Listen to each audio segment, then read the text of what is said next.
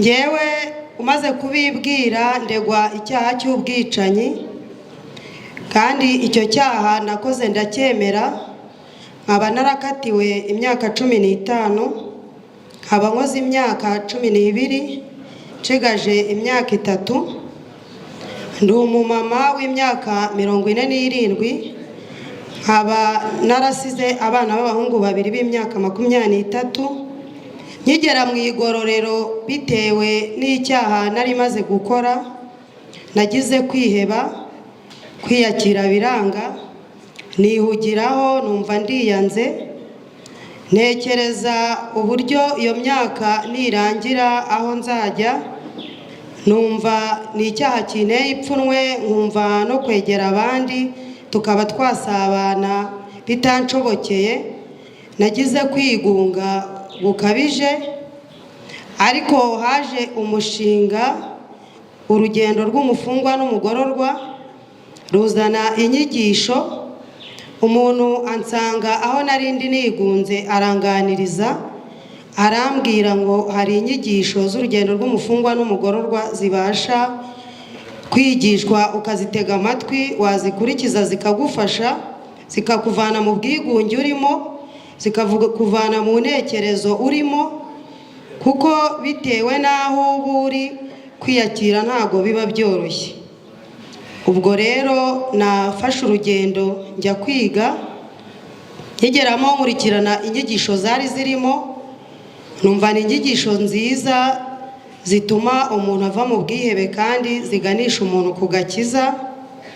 narazikurikiranye ziramfasha bituma numva nigaruriye icyizere bituma numva ubwo ejo bundi nzasubira mu buzima busanzwe nzabasha kugira icyo ngeza kubo nasize bakabona hari impinduka mfite itandukanye niyo ninjiranye mu igororero ku bw'izo mpamvu nkaba nshimira uyu mushinga wazanye izi nyigisho ukoreramo Nzovu na bagenzi biwe nkaba mbasabira umugisha ku Mana kugira ngo ibongerere imbaraga ibongerere amagara mazima arusheho kwagura umushinga wabo kandi bigishe benshi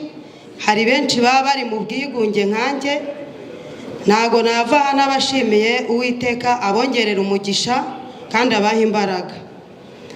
nkaba mbabwira yuko hari icyo nahindutseho naho ndi naho mbana na bagenzi banjye sinabashaga kuba nahagarara ngo ngire icyo mvuga haba mu by'Imana ariko mbasha guhagarara nanjye nkagira ijambo ry'Imana mbwira bagenzi banjye nkabasha kubereka ishusho nziza itandukanye niyo ninjiranye murakoze mugira amahoro y'Imana Mbanje gushimira Imana nshimiye namwe abayobozi mu mwanya wo gutanga ubuhamya nshingiye ku nyigisho 8 za prison fellowship bajya baduha kandi zangiriye umumaro ubuhamya bwanjye rero buri mu ntambwe 3 ariko ntari nagera muri izo ntambwe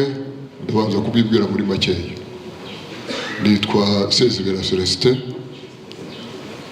ndavutse mu 1950 hanyuma ndafunguka ku itariki ya 2 z'ukwezi kwa 9 muri 1994 kandi fungwa kwemera icyaha byari bingoye nayo wese gitera Nyamirambo mu masegiteri 10 agize komine ya Nyarugenge kuva ku itariki ya 20 z'ukwezi kwa Mutarama muri 1990 kugeza muri Mata muri 1994 maze rero gufungwa no kuburana mu nteko twaragoranye kugira ngo mbashe kwemera igihano mfite n'icyabo hanyuma maze gukurikirana izi nyigisho zikubiye mu gitabo cya Mariko ndasobanukiwe icyazanye Yesu ko ari ibyaha byanjye bituma nca bugufi